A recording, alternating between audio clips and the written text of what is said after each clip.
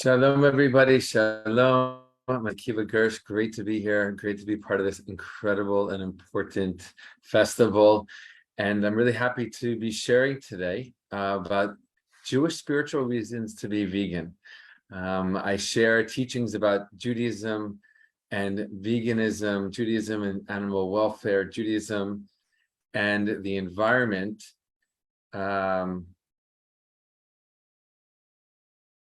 On my social media pages on Facebook and Instagram via Vegan Rabbi.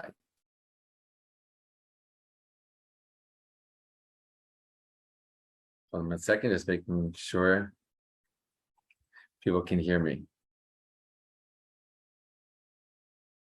Okay, we're all good here. All right, so I'm really glad and honored to be part of this festival and to be able to share some sources that are related to veganism and spirituality from a Jewish perspective. So first, if you want to learn more about these topics, you can go to my Facebook account, Vegan Rabbi, Instagram, Vegan Rabbi, or my website, akivagersh.com/Vegan Rabbi. And there you can get in touch with me and we can talk more, we can learn more together and all of that. But I really want to share a few different sources in the time that we have together. In about 30 minutes, we can get through a couple of sources, but know that there are tons and tons of sources from Judaism, in Judaism, that have to do with this topic. And let me just say this, that most people today go vegetarian or go vegan because of animal welfare reasons, animal rights reasons, which is a great reason to stop eating animals. It's the reason I stopped when I was 18 years old. I went vegetarian. 19 years old, I went vegan. That was a long time ago. But eventually, people who made that choice discover other reasons to be vegetarian or vegan. Environmental reasons, health reasons, and also spiritual reasons. So I just want to, be aware of and just kind of, share that fact that there are many reasons for people to go vegan. Again, most people are first motivated by their disgust with how animals are treated in the meat, dairy, and egg industries in our world today. And that's really what motivates them to make this decision and this life-changing decision. All right, but that doesn't do it for everybody. That's not something that speaks to everyone. That doesn't stir everyone's heart, right? We get stirred in different ways and get motivated in different ways. While I personally think that's probably the greatest reason to stop supporting those industries and to stop eating animals. We all react differently to different stimuli in this world. So what I want to focus on in this session, in this workshop, in this class is really the spiritual reasons rooted in Judaism to go vegan today. Right? But again, recognizing that there are animal welfare reasons, there are environmental reasons, there are human health reasons, right? This is just one of many reasons. But this is a very, very important reason. So let's build this up and let's build some context. First, a teaching from the Rabbi, who was in our generation. He died not that long ago.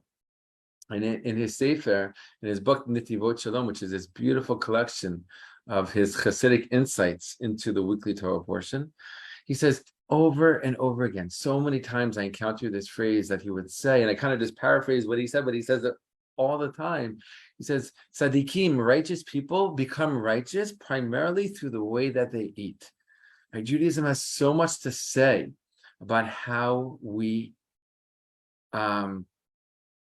eat, right? Not only what we eat, but how we eat, right? Of course, Judaism has so much to say about what we eat, right? All the laws of kashrut and the do's and the don'ts and the details and the fine details, right? But Judaism also has so much to say about how we eat, how we approach the act of eating, how we are just personally, with our food and around our food. Okay, And I just love this teaching from the Salman Rabbi, the Nityavot Shalom, who says righteous people, the tzaddikim, who are our spiritual leaders, they're our spiritual lamp posts, and guides in our lives. And the primary way, he says, they become tzaddikim, they reach this and they achieve this incredibly high spiritual level is through the way that they eat. Of course, they keep in kosher, right? That's not the question. It's how they eat. It's how they eat their kosher food. It's how they. I'm looking for a certain English word right now, but I can't find it because the more Hebrew you learn, the worse off your English gets. But basically, how they are, right? So this is a really, really important teaching, right? That will kind of guide us through this learning and through this session. I want to bring up and give huge thanks to this incredible sefer that Sarah Schneider put up many, many years ago. Small little book with such powerful and important teachings. It's called Eating as Tikkun, which just the title says it all, right? Really talks about the fact that in Judaism, our eating is a tikkun. Tikkun is a spiritual fixing. Let's look at some of the passages, some of the lines from this important text of hers. And she brings down from Rav Tzaddik HaKohen, who lived from 1823 to 1900. She writes that Rav Tzaddik HaKohen taught that humanity's first sin was Adam and Eve's eating without proper kavanah. Kavanah means intention or mindfulness, right? So, almost the whole world knows about Adam and Eve and their sin, and they ate something that they weren't supposed to eat. And if you ask, any person on the street, what was the thing that Adam and Eve did wrong? They say, oh, they ate from that tree. They ate something they weren't supposed to eat. But Rav Tzaddik HaKohen brings down something different. Right? It's not necessarily what they ate, it's how they ate, without proper kavanah, without proper intention, mindfulness, spiritual focus. Right? And so he goes on to say, he says the tree of knowledge was not a tree or food or a thing at all. I mean, that's a huge chidush. That's a huge new and novel idea, a whole different way of looking at this story. The story is that is one of the main stories known by humans across the globe, that the tree of knowledge was not a tree or food or a thing at all. Rather, it was a way of eating, right? And again, I bring up this incredible teaching just to show us how in the Jewish tradition, not only what we eat, but how we eat is so important. And combining how we eat and what we eat, right? Our eating has such a primary role and such a central position in our spiritual work in this world, right? And the text goes on to say that whenever someone takes self-conscious pleasure from the world, he or she falls in that moment from God consciousness and eats from the tree of knowledge. It's like every time we eat without awareness, without spiritual focus, without mindfulness, it's as if we're eating from the tree of knowledge all over again, because that was the original error. That was the original sin, so to speak, was eating without that mindfulness, right?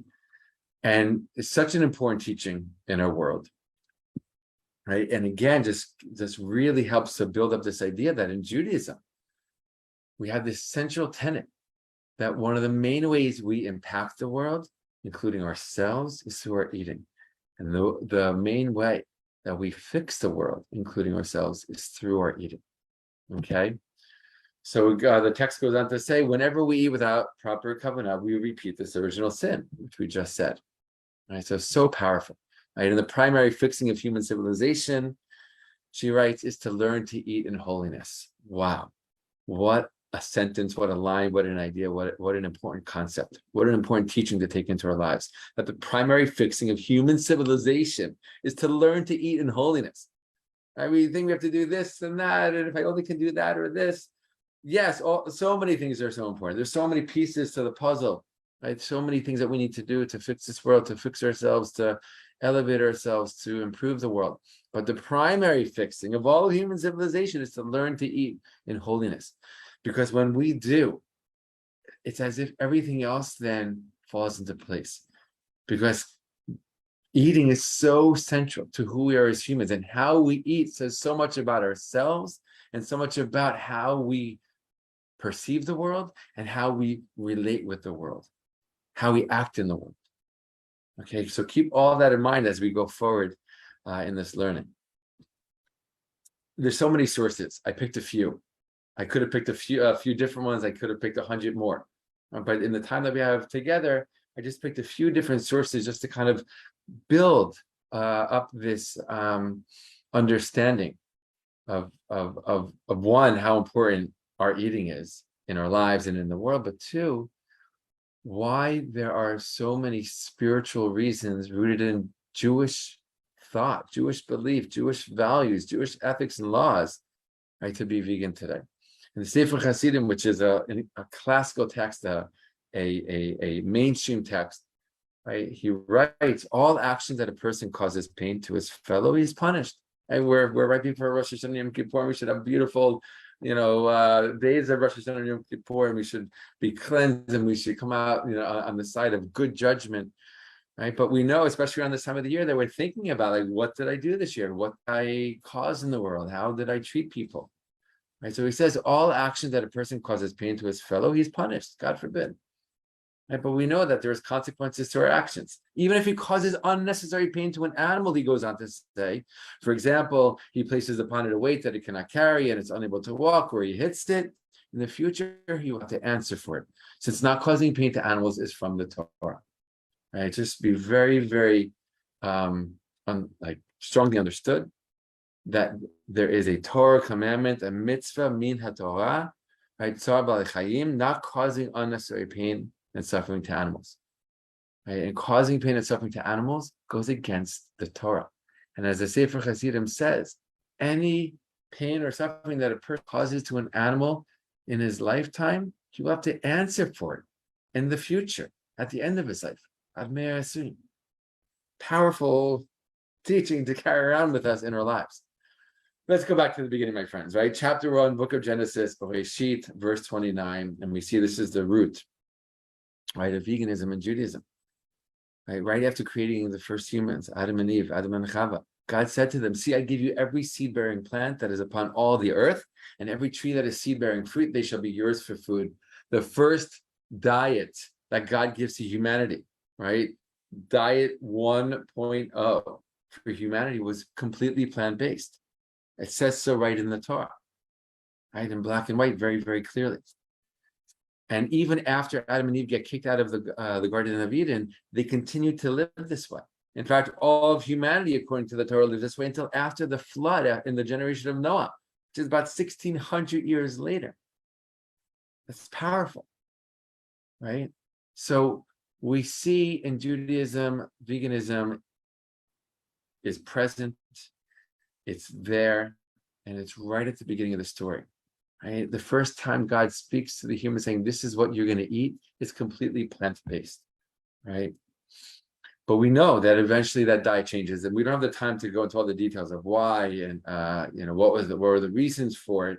But let's just look at this incredible teaching from Rav Kook, right? Who says, right, about that fact that the diet of humanity did change. It did go from a purely vegan, right, to human diet 2.0, where humans were allowed to eat animals after the flood in the generation of Noah. Rav Kook says like this. Rav Kook, right, first chief rabbi, a priest in Israel, lived from 1865 to 1935, one of the most important, incredible, inspiring rabbis of all Jewish history, but for sure the last few generations. And he writes, is it possible to conceive that a highly valued moral virtue, which had already existed as a part of the human legacy, should be lost forever? It was already established from the point of view of the intellectual prompting, which is hidden in the depths of the Torah, that the very same permission to eat meat granted after the flood was not intended to be the actual practice for all time. For a lofty and enlightened moral condition, once instituted, to vanish as though it had never been. Rav Kook speaks that, yes, in the beginning it was purely vegan.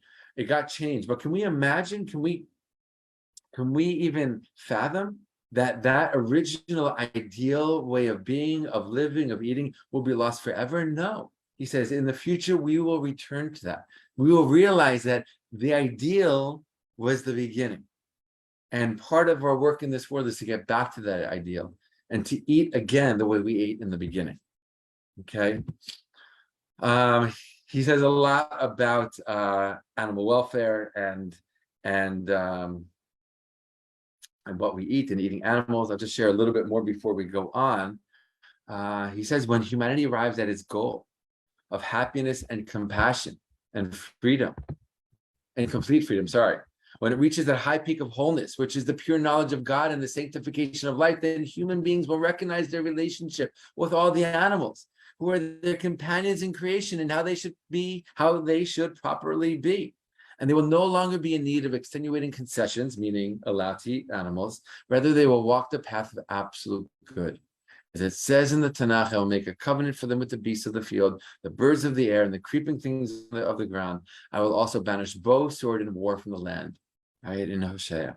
Powerful, powerful words. Right? And then he goes on to say, Rav Kook, and certainly when this noble vision is fulfilled, when this recognition is put into effect in its entirety by means of these impressions left by the Torah, its laws and mitzvot, the commandments, and humanity will no longer be able to in any way brandish its sword over animal life, but they will dwell in safety together and savor the splendor of life. Rav Kook again is speaking about the future return to the original and ideal way of eating, completely plant-based, because we will reach a spiritual consciousness. Right? We know Judaism talks about it a ton. Right? The future time, the Messianic age, right? Yimut HaMashiach, when consciousness of God will strengthen and expand and grow and cover the entire world.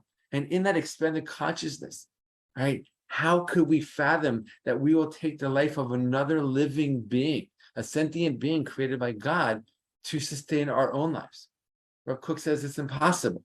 In that future lofty reality, we will no longer kill animals, right, to sustain our own lives. We will go back to the beginning in the Garden of Eden, when and where that first original diet was given. Completely plant-based. Let's move on. Right, there's a few different sources. I'm not going to have time to go through everything. Let's go to this, because this is really now getting to the heart of the theme of this session. It says in the Talmud, in Psachim 49b, right, it is taught, Rabbi says, that an Amma Aretz, an ignoramus, someone who is ignorant of Torah, is forbidden to eat the meat of an animal. As it says, this is the Torah of the animal and the bird. This is the verse in the Torah. The Gemara, the Talmud goes on to say, anyone who engages in Torah study is permitted to eat meat. Anyone who does not engage in Torah is forbidden to eat meat. It's a very, very powerful passage from the Talmud. Now, on the superficial or the pshat level, the simple level, we can understand, all right, so someone who doesn't study Torah, they shouldn't be allowed, they're not permitted to eat meat, right? In fact, they're forbidden to eat meat. On the simple level, we can understand, because there's so many laws about eating meat and the killing of the animal, and then the checking of the animal, and the salting of the animal, and all these different things. Someone who doesn't study Torah, they're not going to know these laws. They're going to make a mistake along the way. They're forbidden to eat meat, so they don't come to break a Torah law. Okay, that's the simple understanding. Anyone who does study Torah, they know these laws, so they can go eat animals. But there's a deeper reason. I want to give one, and then we're going to see another in another source. I want to say that studying Torah is just studying words on a page. It isn't just studying laws in a book. It means you're connecting to the soul, the heart and the soul of the words of the Torah. You're connecting to a God consciousness. You're connecting to a deeper awareness of life, of reality, of why we're here and what we're doing here. Right? Anyone who engages in Torah study, who has that expanded, heightened, enlightened mind and spiritual consciousness, is permitted to eat meat, because they're going to know how to eat meat, as we'll see in the next source. They're going to know what to do, or what to think, or how to approach this profound act of eating animals. Anyone who doesn't have that spiritual consciousness, stay away. You're not allowed. You're forbidden, that the Gemara says. You're forbidden to eat meat, because you don't have the proper mindset and the spiritual focus in order to do so. Going back to what we talked about at the beginning, right? Eating in general, spiritual focus and mindset when we eat. Okay, let's go on though. Rabbi Yosef Khan the Ben Ish Chai. Again, another incredibly important and influential rabbi of just the past generation.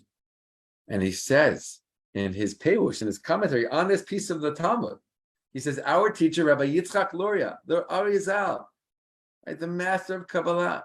Most people, when they're learning Kabbalah today, it's through his understanding, through his interpretation. Right? He lived 500 years ago in Sfat, at least at the very end of his life. And so the Ben Ish Chai says, our teacher, Rabbi Yitzchak Luria, the Ariel, explains the reason why it is proper to hold back an ignoramus, someone who doesn't study Torah, from eating meat, because he was unable to fix and uplift the sparks of holiness from the meat while eating it. All right, this opens up a whole other door and a whole other chapter, a whole other book of ideas. But in Judaism, when you go into the Hasidic thought and when you go into the Kabbalistic teachings, it talks about, first of all, tikkunim, fixing, spiritual fixing, and why we're here in the world is to participate in the fixing of the world called tikkun olam. Right, each one of us has our own part and our own way of contributing to the global process of tikkun olam. But eating plays such a central role in that. And Ben Ish Chai brings the teaching from the Ariel, who says that when you eat meat, you're uplifting sparks of holiness that got trapped in that meat from the beginning of time, from the beginning of creation. Again, we don't have the time to go into all the details, but really, really simple. The Kabbalah, according to the Kabbalah, at the beginning of the creation of the world, something cosmically went wrong, although everything was meant to happen the way it did. And that God's light that was coming into the world through these vessels called Sfirot, the light was too powerful, the vessels were not strong enough, and the vessels broke. And all of these sparks of holiness went flying all throughout creation.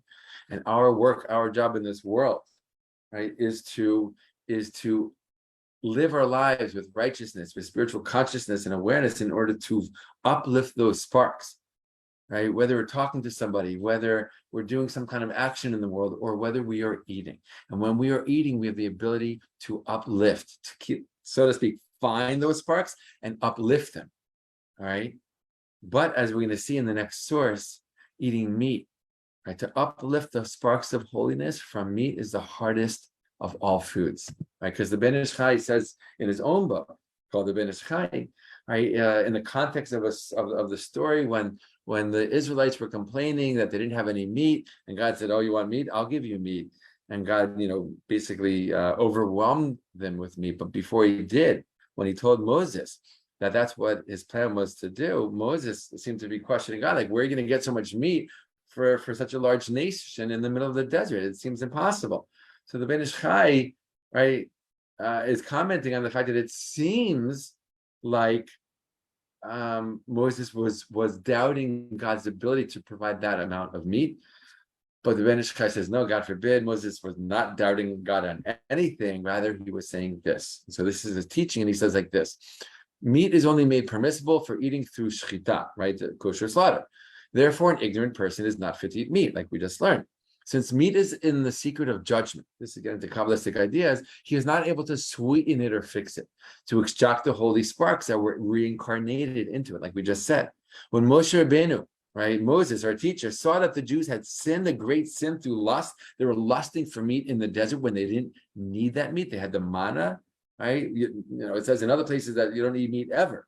Right? Rashi brings down, right, that asking for meat is an unnecessary bakasha, an unnecessary request, right? Because you don't need meat to live, right? And they had the manna, which was like the greatest of all foods. So when Moses saw that the Jews had sinned a great sin through lusting for that meat, that they asked for meat, he said, for sure Hashem is able to bring them enough meat, but if he will bring them meat of all kinds, which is the aspect of judgment, I fear that maybe they will not be able to elevate the sparks found in them since they have sinned.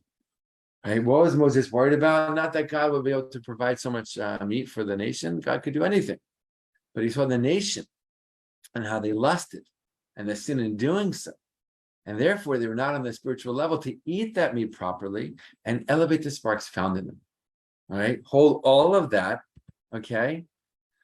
I'm not going to go through this. I'm just going to maybe stay, I will. One more teaching from Rav Kook, really, really powerful, right? And he says there's a mitzvah to cover the blood of an animal, an undomesticated animal that is killed, right, for food, a kosher animal, but undomesticated. And there's a mitzvah when you slaughter the animal, the blood spills out, you have to cover the blood, right? So the question is like, why? Why does this mitzvah exist? So Rav Kook says something really powerful about this. He says covering the blood of the beast and fowl is a kind of divine protest against the permission to eat meat, which is fundamentally conditional upon the corrupt state of the human soul. This goes into another teaching, another idea that, yes, the Torah says you're allowed to eat meat, but go deeper into the teachings of the Torah, right? And there's many ideas and many teachings that lean toward that it is not the ideal. It is not really the way that we should be living our lives. And Rav Kook himself, the first chief rabbi of pre-state Israel, one of the greatest minds of Jewish history, right, says that covering the blood was a divine protest against the permission to eat meat. Yes, the permission was given, but it was given bakoshi, as we say. It was given, as a concession, right? Because human nature, humanity in general, in the time of the flood, why was there a flood? Because humanity, did a nosedive spiritually and morally. So they were given the permission to eat meat because that's where they were at. It was almost like if we don't give them permission to eat meat, if God doesn't give them permission to eat meat, who knows what they're going to do? They might start eating each other. And it was really that permission to eat meat was really a reflection of the degraded spiritual and moral level that humanity was on. Right. And so then Rav Kook goes on and says, the Torah, however, declares, cover the blood, hide your shame and your moral weakness. Even though humanity has not yet reached the level which it is capable of reaching in the future, of understanding that one should not take the life of any living sentient being out of necessity or craving. Right?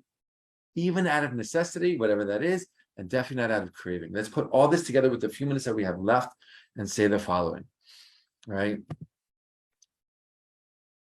We had this idea that we brought, that eating in Judaism is a central way that we fix the world and that we impact the world.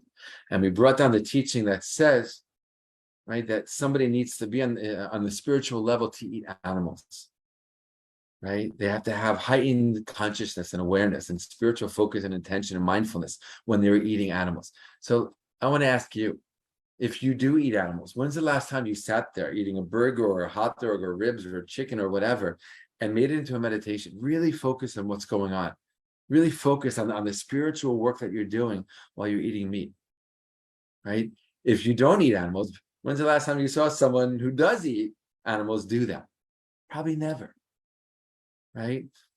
Because unfortunately, in our day and age, people are just not thinking like that. They're not approaching eating like that, okay? But even if somebody was on the level, let's say one in whatever, 100,000, one in 500,000, one in a million people are on that level. In our day and age, when 99% of the meat, dairy, and eggs that people are eating are coming from factory farms where animals are treated with cruelty. They're treated like products on a shelf. They're treated like non-sentient beings, right? For us to make into products to put on shelves in supermarkets with price tags on them so that we can enjoy whatever flavor and texture we want. Right? So even if somebody is on the spiritual level, if they know that hamburger, those ribs, that hot dog, that piece of chicken, that schnitzel, whatever, only came into the world, only got to his or her plate because of nonstop pain and suffering to animals from the day that they are born until the day that they are killed. So much so that it's been said many times before, and I'll share it here, that unfortunately, in the factory farms of our world today, the best day of an animal's life is the day that they're killed, because finally the pain and suffering comes to an end. Right? This is just one picture. This is another picture of how animals are treated today. God's creatures. We put them in cages. We take calves away from their mothers on the day that they're born. Right? Unable to drink their mother's milk that was made for them, right? And then that milk is taken from their mother, right? So many things. We don't have the time right now to go into all the atrocities that exist in the factory farming world. But I want to leave with that question: who today is on the spiritual level to eat animals with the kind of consciousness and mindfulness that Judaism requires? And two, even if that person exists, and there is a person, or there are some people on that spiritual level, will they eat animals knowing that this is what they're supporting and this is what's happening to God's creatures? I don't think so. Thank you so much, friends, for joining me in this class, this session, Jewish Spiritual Reasons to be Vegan. Again, you can connect to me online through Facebook, Instagram, my website. Reach out to me, ask questions, have a conversation. Been such a pleasure to be part of this festival, and so glad that it's happening, and we should really bring more light into this world and bring this world closer and closer and quicker to its final tikkun. All the best and be well.